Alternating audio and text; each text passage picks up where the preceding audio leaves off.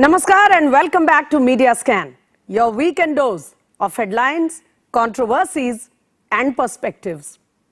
Viewers, just a few months back, you would have seen that there was an attack at the Indian High Commission in London where protesters disguised to be checking India's sovereignty were found not only to gherav the High Commission, but they even tried to disrespect the tricolour by pulling down the flag.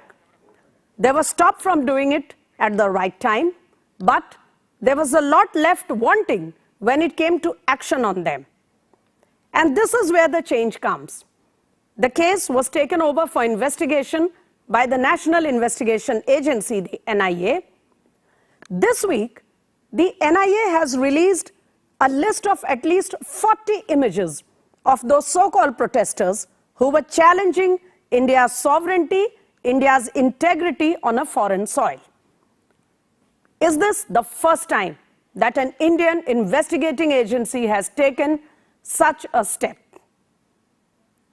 Is this a message to all those who are trying to challenge our sovereignty from foreign soil?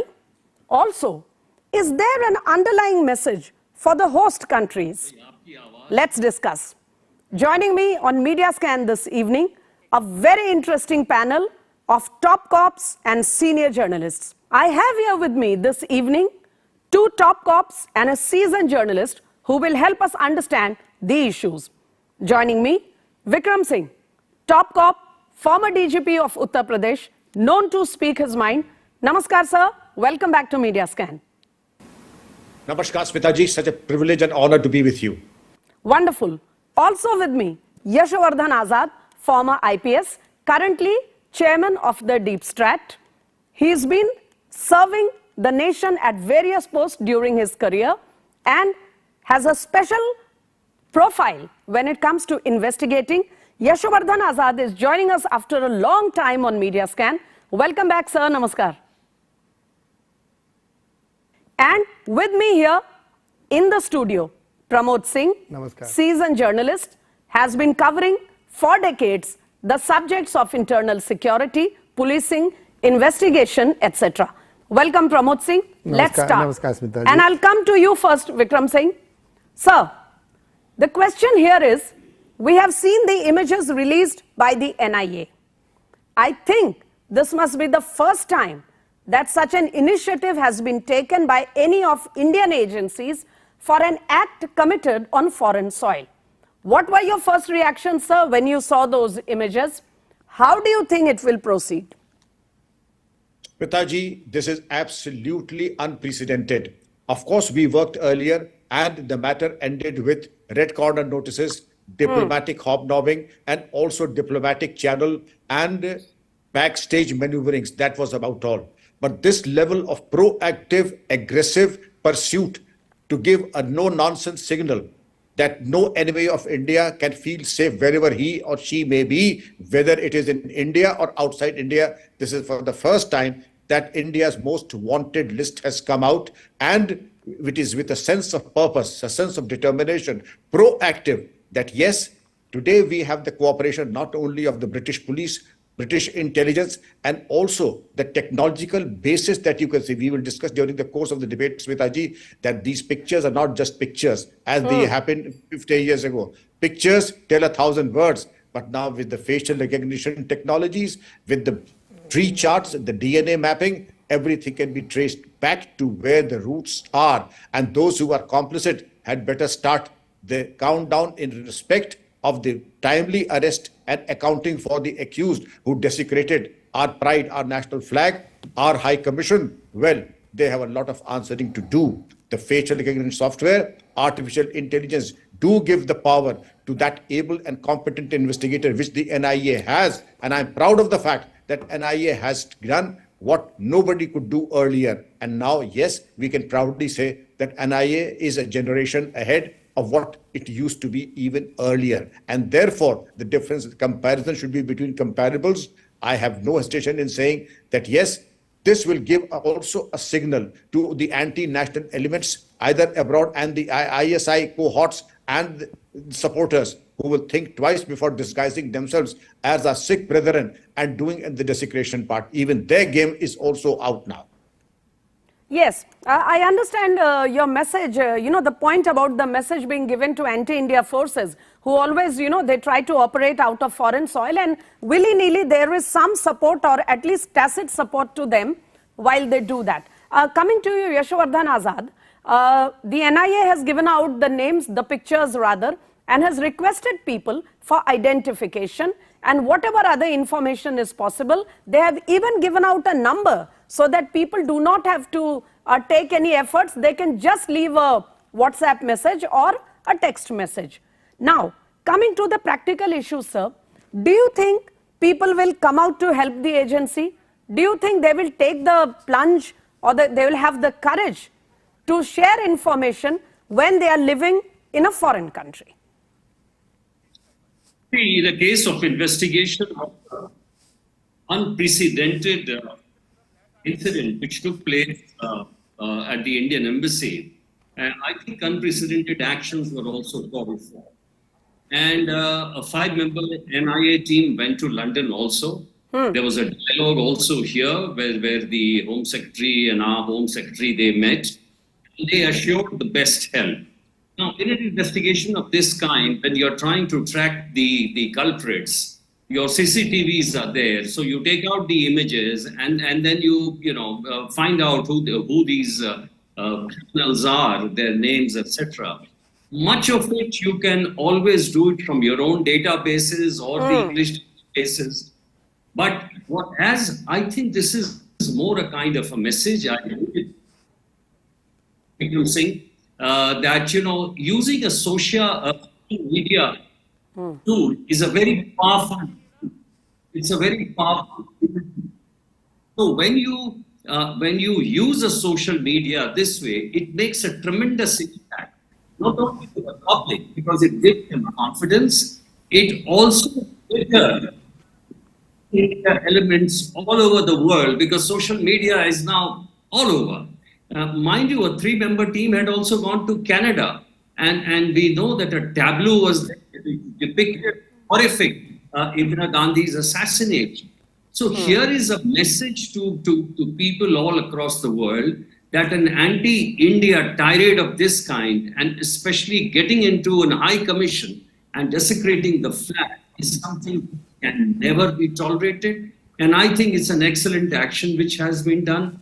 NIA has done a lot of things also in India. Just in May, they had searched 100 sites, 6 states against the Khalistanis, Khalistan Tiger Force, the Sikh for Justice. And I think in continuation, this, I think, is a very good investigation tool. And I'm sure we'll be able to get all these criminals who had come back at our high. No, I'll put it briefly in one line, sir.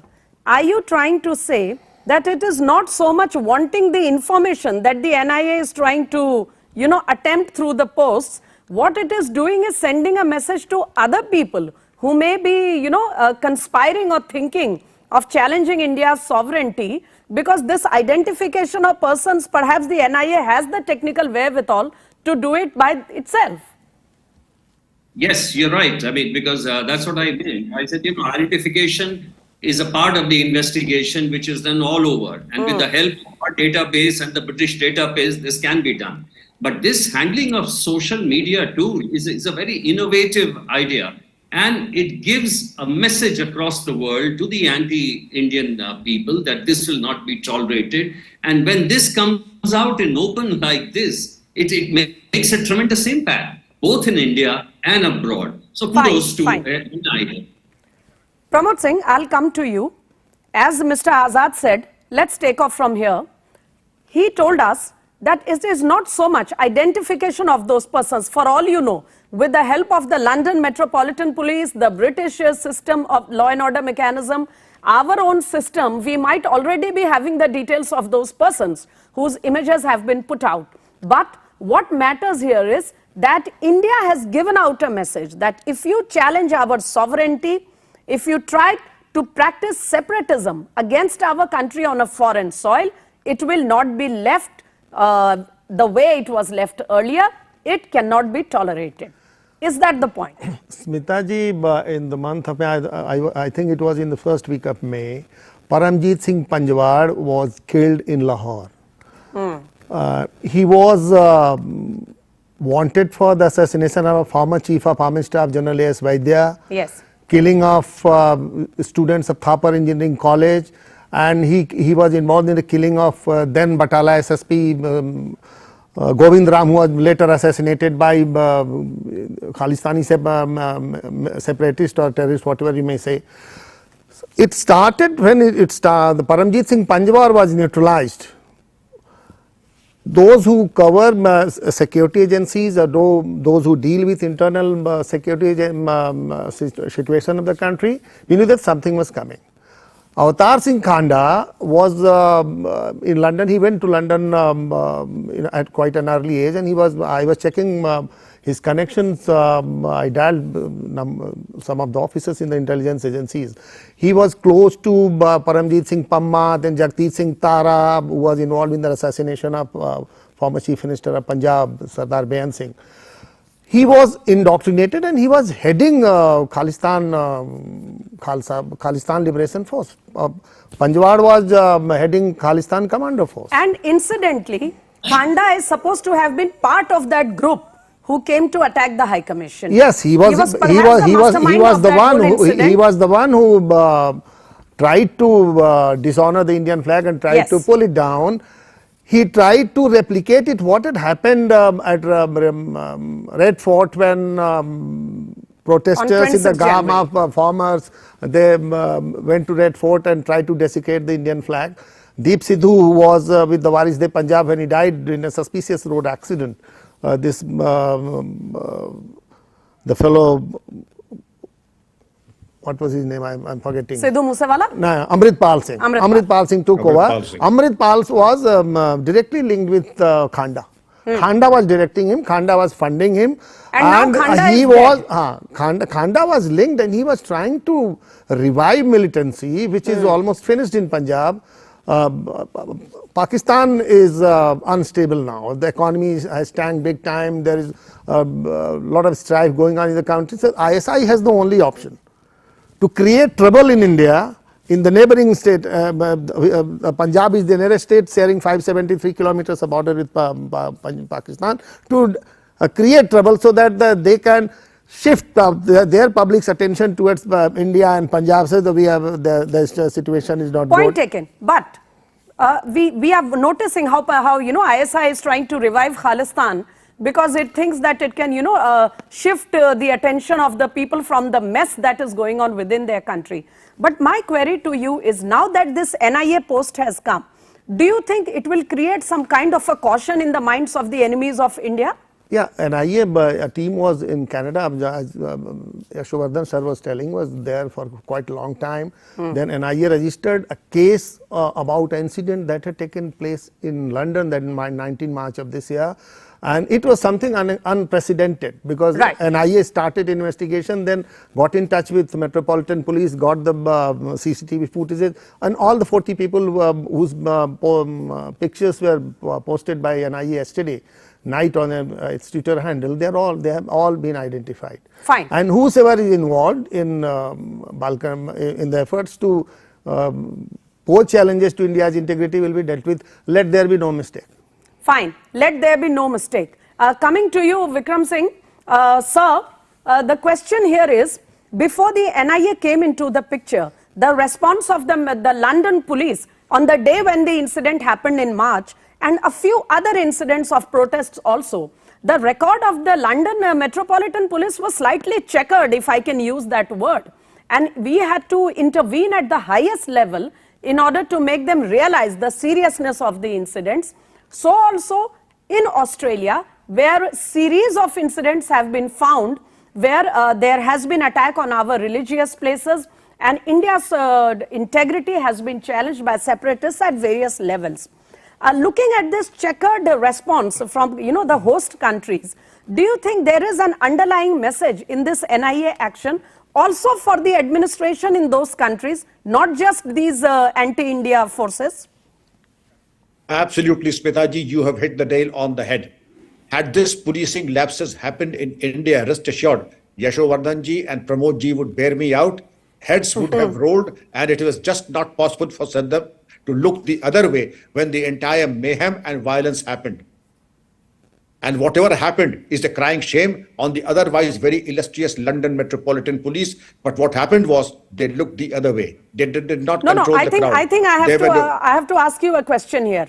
If the otherwise London Metropolitan Police has such a brilliant record, what happens when it comes to, protest against India, on when there is violence against Hindus in Leicester and adjoining suburbs? Certainly their response leaves a lot wanting. Absolutely, Smitaji, not only in England, London, but you mentioned Canada and Australia. I think there is more of diplomacy than policing. Hardcore policing does not allow this kind of a license or a mayhem or a free run to hoodlums and criminals. What has happened is a shame on the pious name of policing. And yes, there is much more to it than what meets the eye. You have to have a separate program. Then we can tell what the possible reasons are. The cohorts of the ISI and the special interest groups, I will call them special interest groups, who seem to be operating in Canada, in Australia, and London. Politics makes strange bedfellows. You can see for yourself that they are very street smart people, and they know which side of the bread has the butter. And therefore, what makes political expediency and profit for them, they toe that line irrespective. No, what do you mean which side of the bread is buttered? I mean, how does it help any host country to spoil its relations with India just because it doesn't want to take strict action on such elements? Asked a clear question that requires a clear answer. Sir. The Canadians know very well that they have to have an electorate that votes for them. And therefore, if batting for those or looking at the other side translates into many, many thousands of votes, so be it. And this is what happened in Canada. The less naked fine happened in Australia, and a lesser naked aberration of law happened in England. Pramodji, you wanted to add something quickly, please? I wanted to add on to what Vikram Singh ji said. Justin Trudeau needs the support of Jagmeet Singh's party to survive. His government is dependent on Jagmeet Singh's 21 MPs in the parliament.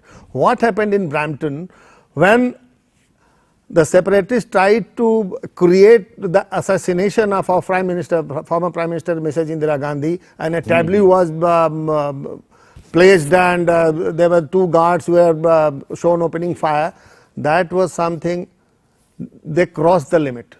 Government of India, I'm sure, must have issued a demarque and must have protested with the Canadian government that this was not acceptable at all. Right. And our foreign minister also reacted quite sharply, Dr. S. Jaishankar, when this thing happened. Mr. Jaishankar gave a very quick response on the very next morning, actually, when this Brampton images came out in the public domain. Similarly, in the case of Australia, where our religious places have been attacked, Indians have been attacked at the same time. There was intervention at the highest level between the prime ministers of the two nations.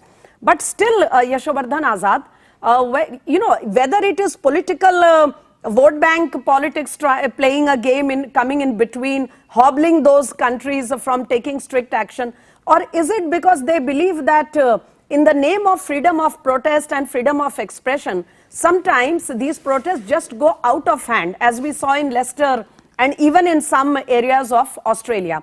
My question to you, sir, is how does India ensure at the diplomatic and political level that wherever Indians are threatened, or even if it is people who are not Indians living there, so that these people do not become a terror for them, as we saw in incidents in Leicester and sometimes in Australian cities also?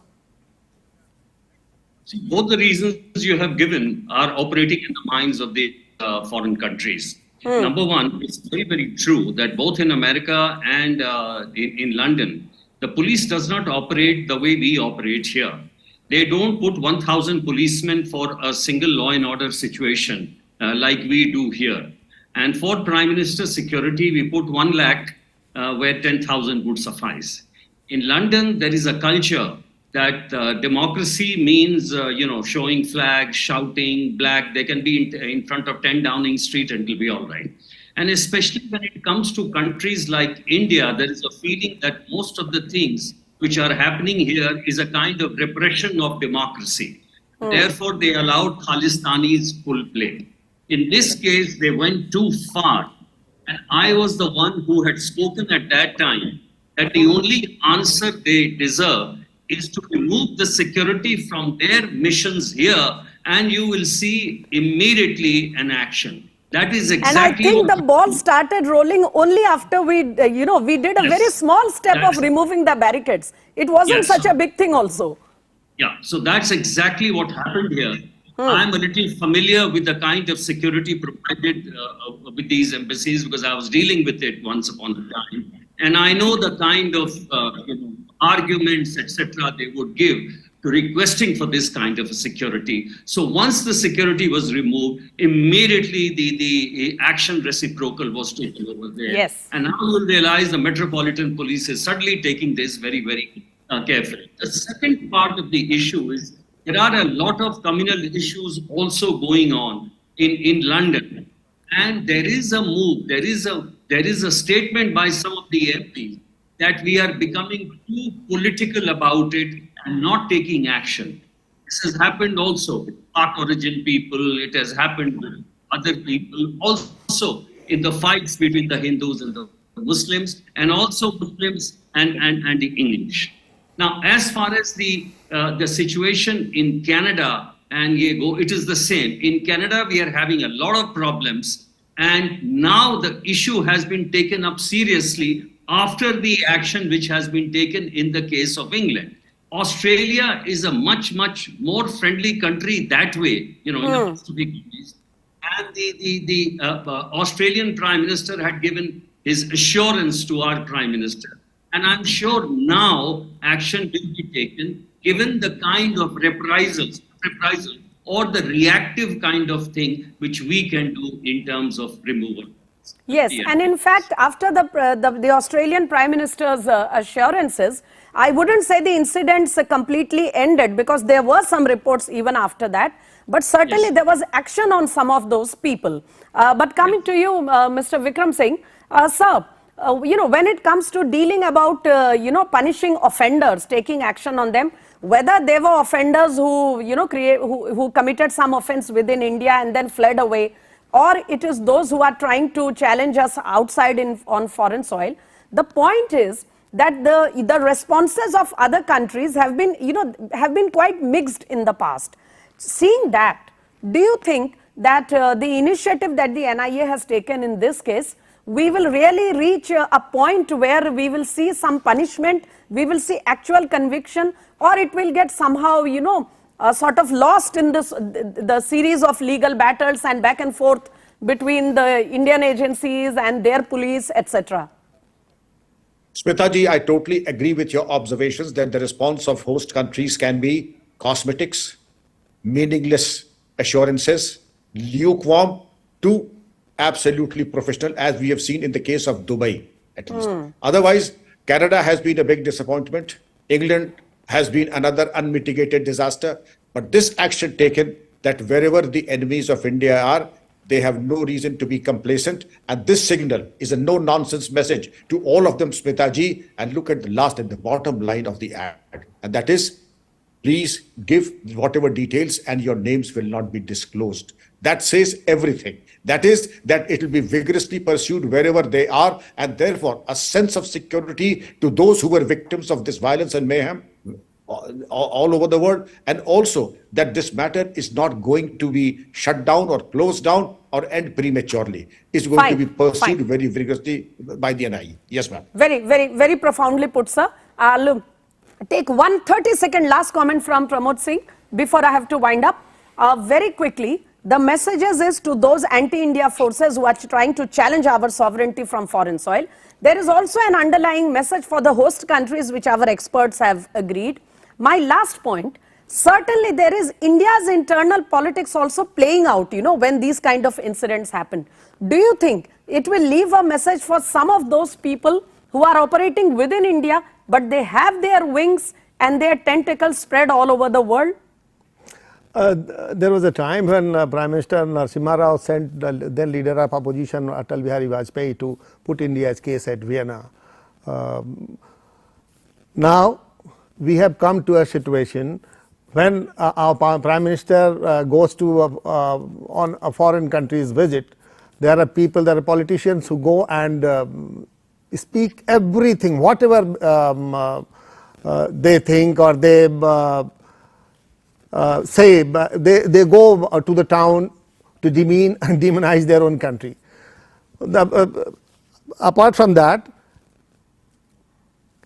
killing, I don't say killing a Panjwar and this fellow's Khanda who died in Sandvik Hospital in Birmingham is a message, what Vikram Singh ji said, that India's enemies should always take it into their mind that whenever, if they try to do something with the integrity of the country, counteraction will take place. Fine. And I think that was an absolute interesting privilege to be one of the two stalwarts of Indian Police Service, Yes. Vikram Singh ji and Yashovardhan Azad ji. And thank you very much for An giving me the interesting slip of tongue from your side, but we'll leave it at that. However, gentlemen, I am afraid this was all the and time media that I had. didn't accord coverage We'll- that it should have given. We'll, unfortunately, this is media scan, so I'll end it with the point that this very interesting step taken by NIA, which all of you gentlemen have agreed is something which has happened for the first time. It is perhaps unprecedented, did not get the kind of media space because maybe a lot of other things are happening. Perhaps we'll see this improve in the coming weeks. But on that note, gentlemen, Dr. Vikram Singh, Yashovardhan Azad and Pramod Singh here in the studio, thank you very much for joining our discussion. See you, gentlemen. Namaskar. No one who wants to challenge the integrity, the sovereignty of our country should be allowed to do so, whether it is within India or on foreign soil.